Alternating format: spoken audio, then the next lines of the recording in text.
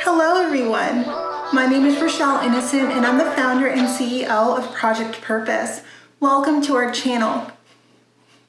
Our community is focused on fostering the intellectual and character development in children. We do this through our parent-child workshops that are focused on 4 themes: autonomy, self-efficacy, compassion, and self-concept, in order to cultivate grit, perseverance, and resilience in each child. At Project Purpose, our overarching mandate is to renew and rebuild family, community, and relationships. Our different social media platforms provide us with an opportunity to have discussions on all topics that relate to family, community, and relationships with ourselves as well as with others, with a primary focus on mental health and education. More precisely, the ways that the institutions of mental health and education play a role and have played a role in our societies at large. These discussions and debates provide us with an opportunity to think critically about what needs to change within these structures in order for us to live up to our bold slogan: support, protect, and empower each child through youth-focused development, better known as leadership in juvenescence. We recognize that in valuing our children's leadership potential, this also translates as recreating and co-creating environments, both socially and politically, that will enable our children to thrive. Now, for those of you who are particularly keen on the topic, we do write thought pieces and just dropped a thought piece this past Sunday. So definitely be sure to check that out once you're done with this segment. In other news, if it is the case that you are out and about and on the go running errands, take us along with you. We're available on 10 different podcast platforms, and we've provided the links for your listening leisure down below. Now, as is the convention,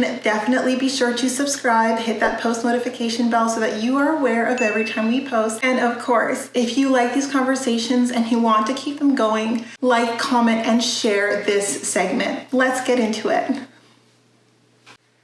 Allô tout le monde! Hello everyone, and welcome back to another segment here on Project Purpose, where we have conversations week by week that relate to mental health, mental wellness, and education. And this week our topic of discussion is mental health. So before jumping into today's topic, I wanted to just let you know that we will be going live at minimum twice a month for the foreseeable future. And our next go live is going to be happening next month in October. I want to give you the details, and our conversation is going to be around resolve. And if you want a sneak peek as it relates to the topics of discussion that we'll be covering, they are right here on the screen, and you can get more information and insight into these topics on our website, as well as plans and pricing, because these are going to be paid events. We're going to be having deep and thoughtful discussions around different topics that relate to creating well-being and building a sense of fulfillment into our lives by really thinking critically about these concepts and how they should translate in our actions and how we can build lifestyles around them, really. And we are excited to see these conversations evolve, to see how we can create different call to actions as a result of these conversations. So if you're a real shaker and a mover and you're a game changer, but you just need help clarify some of your thoughts, or you want to have discussions and get a sense of how we could feasibly make it a reality, then these conversations are for you. You can definitely pay us a one-time fee to participate. But if you are interested in joining us as part of our community on an ongoing basis and taking advantage of the workshops and seminars and different events that we have planned over and above our live events, then check out our membership plans to get those sweet, sweet deals. So I wanted to definitely put that on your radar. But let's jump into today's topic of discussion. And today we're going to be talking about the beauty and the art of language, and how our language is one of the most powerful factors that plays into our mental health. Now, when I talk about language, when I talk about the words that we use, I am someone who has a deep love and appreciation for words. I'm a writer at heart. I mean, the reason why I picked professional writing is because I was really very much into creative writing and poetry as an adolescent. I wrote a lot of poetry, and it was really how I was able to bring out my emotions and to kind of make sense of my emotions. And I figured, like, if I already had this talent, might as well build on it. And I built on it by learning how to write technically, which is why I took institutional writing on top of cognitive neuroscience and then my MBA. But communication, I've realized there's such a deep psychology to communication, and this psychology isn't just when we're communicating to other people, but that psychology is at play when we communicate to ourselves. And you know that there's psychology behind language and behind the words words that we use because we think about the different emotions that words stir up in us. And whether you're reading the newspaper, whether you're reading a fictional novel, whether you're reading nonfiction, we see that there is weight and there is power in the word choices and the word selection and the word combinations that we leverage. And when we are very intentional and mindful and we think a little bit about the voice behind those words, then we realize that the voice behind our words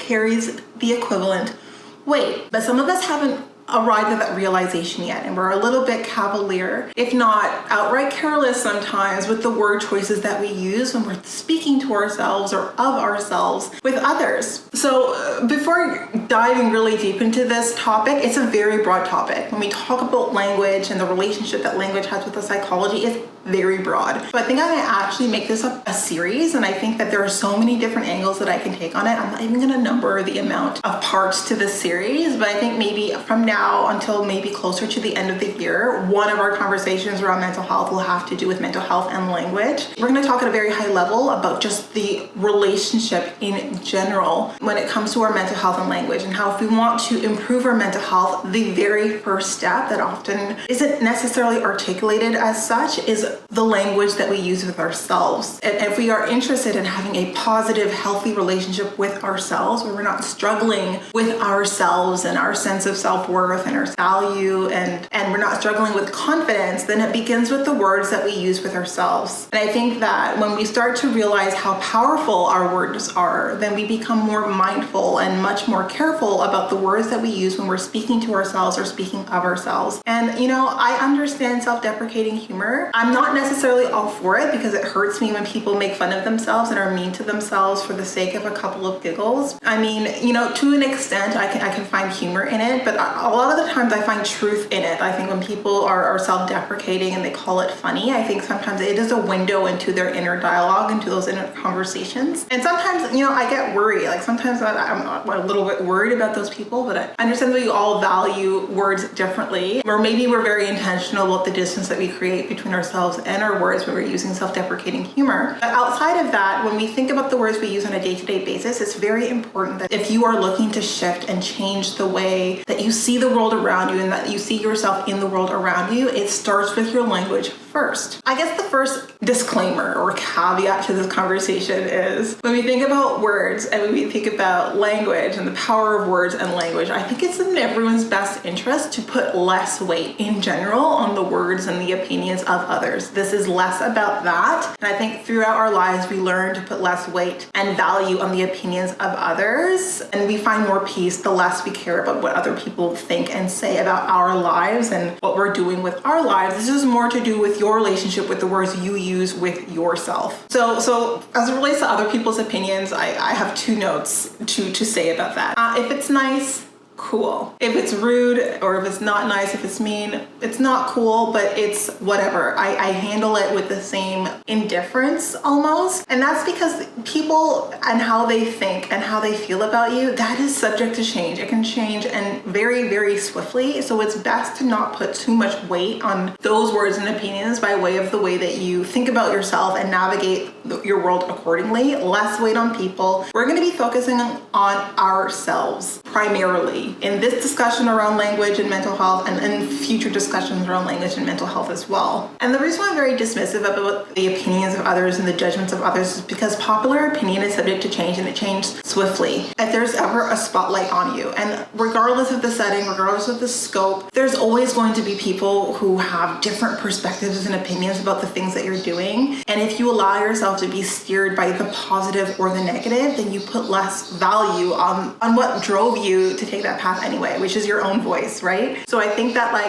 it's great if people support you, but it's equally great if they don't support you, if you feel really aligned in your actions and if you feel that your actions are aligned with what you want to do in life. And I think that's very important that we start to demarcate and attribute the weight accordingly between how people view the decisions we make and how we view our own decisions, and put more weight, most weight, almost all the way on the way we view and value our own decisions. So let's get into it. The first point that I have to say about language and our psychology is about holding ourselves accountable. We need to learn that when it comes to the way we speak to ourselves, we're accountable to the way that we speak to ourselves, which means you can't just speak to yourself any which way. If you hold people in your life, and if you don't, maybe this is the signal that you should, to a certain level of standard by way of how much respect that you anticipate that you get out of that relationship, you need to hold yourself to the same standard, right? So it's not okay if someone else calls you stupid, or if someone calls you a name, or if someone speaks to your level of competence. It's equally not okay if you do that to yourself. And I think that when you realize the way you hold others accountable to show you respect, it's not just superficially, right? You're not just doing that because that's how you're supposed to do, or that's how people expect people in your position to behave. You're doing it because you really recognize that you don't deserve to be spoken to that way. And when you really believe deeply within you that you don't deserve to be spoken to that way, you don't allow yourself to speak to yourself that way. So if it is the case that you are someone who is very good at setting boundaries with others and making sure that other people treat you with respect and that they communicate respectfully to you, I hope that you're holding yourself to the same standard. And if you're not, you need to start holding yourself to the same standard. And when it is the case that you're speaking to yourself in a way that you would never tolerate someone else to speak to you, that you hold yourself accountable and you check yourself and you're like, you know what, it is not okay for me to talk to myself this way in my private thoughts. My private thoughts need to be as respectful as the conversations that I have with those around me, if not more respectful. And that is the first level. And I think once you start doing that, once you start checking yourself, all the different times you speak to yourself in a way that you would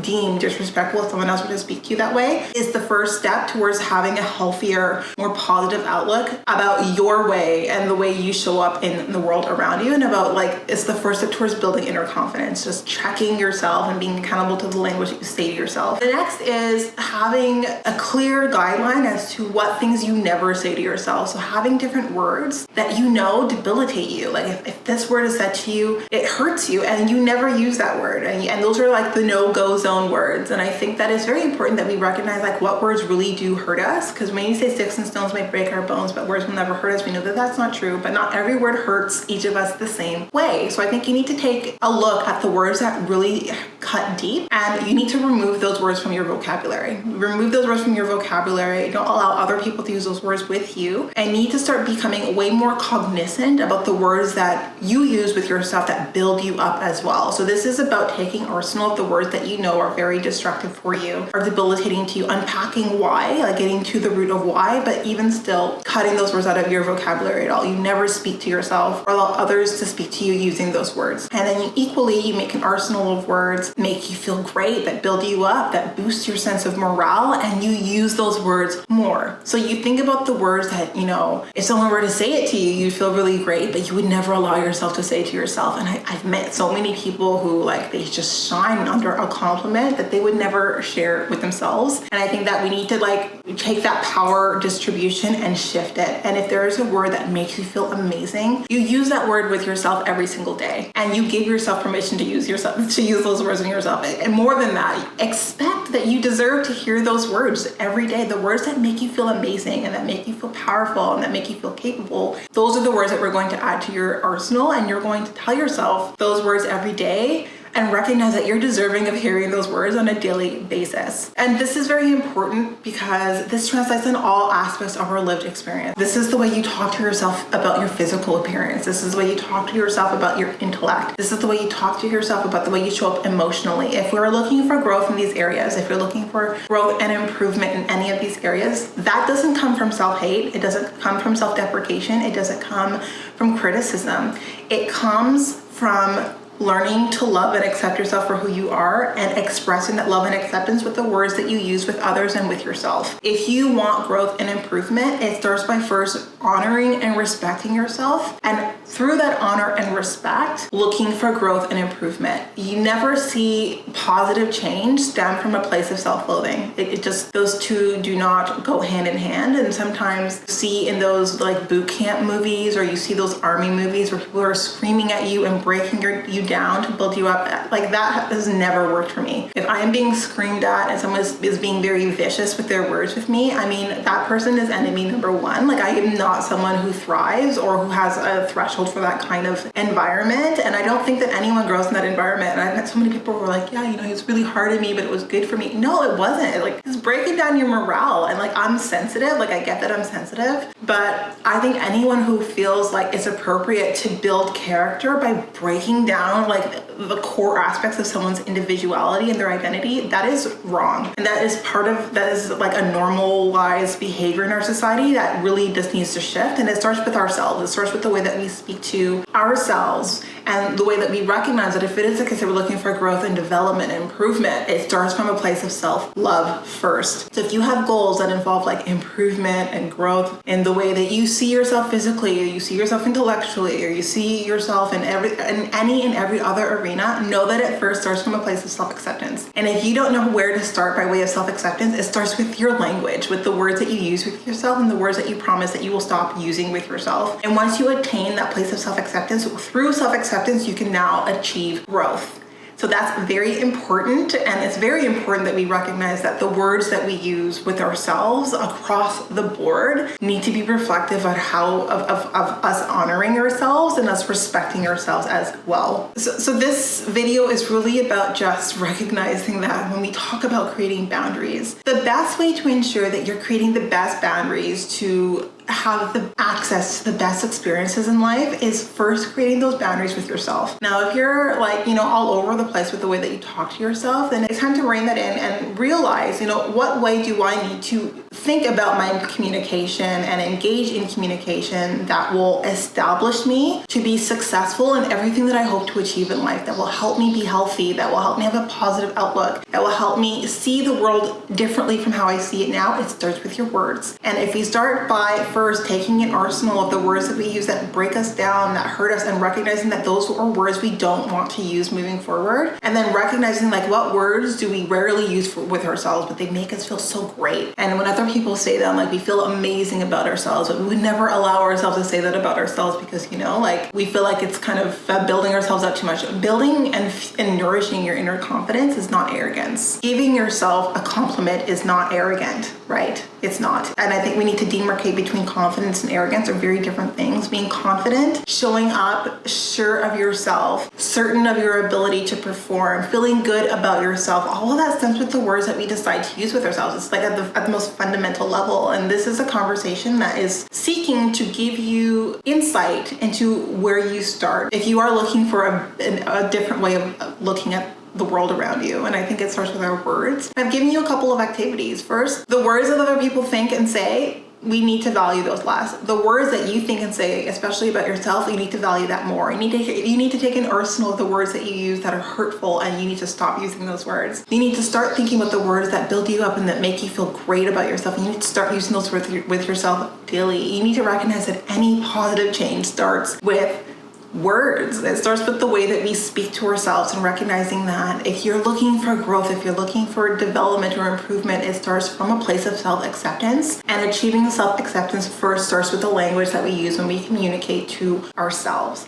A lot of what we are hoping to achieve when it comes to developing a positive outlook in life and improving our mental health first starts with the conversations we have with ourselves and the boundaries that we set with ourselves. And I think that this is a great starting point on our series around mental health and language. And I think it's going to be a series. And I wanted to keep it very broad, but I want to give you the first challenge, which is take note, take stock of the words that you use that hurt you, and like at least for a month, stop using those words. Not even a month, that's too short. From now until the end of the year. The end of the year is closer than it's a quarter. For 3 months, I want you to take stock of the words that you say to yourself that are hurtful, that are harmful, that you wouldn't allow a friend to say to you, and stop using those words. Like write them all down so that you like have a mental image of those words. And like when you say them, you can stop yourself and be like, no, like I've promised, I've made a commitment to myself that I'm not going to use those words anymore. And practice that for 3 months. And then for the same 3 months, the words that if someone said them to you, you'd be on cloud nine, like you're floating, you feel amazing. You're gonna take note of those words as well, and you're gonna use them on yourself every single day. And you're gonna do that at least until the end of 2021. And I want you to tell me by the end of this year what shifts you've experienced in the way that you accept yourself, in the way that you show up, in your attitudes and in your confidence levels. And I'm telling you, leaps and strides. We're gonna dive deeper into this topic between psychology and language. I'm gonna give you more exercises to add on top of this one in our series on mental health and language, but this is an amazing starting point for anyone and for everyone. Everyone applies. So all of that to say, thank you so much for tuning in. I hope that this conversation is helpful to you. I mean, please share this conversation with someone who struggles with their own sense of self-worth. And I think that the more tactical we make mental health, the more tactical we make achieving like a healthy sense of a mental awareness of ourselves. And I think talking about language is how we make this tactical and how we give you practical tips and tricks on how to cultivate that, the easier and more accessible it feels, right? Because sometimes we think, well, how do I get that confidence? And it starts with the words that you use with yourself. And I think that more of us need to give insight into how to achieve this, and I think this is a great first step. So this is our first of many series to come on mental health and language. I hope that you take the challenge seriously. I hope that you take the challenge on, and I look forward to talking to you soon. Definitely share this video with someone who needs it, with someone who needs to take on the challenge as well, and I applaud you on your journey towards self-acceptance. We'll see you in the next video.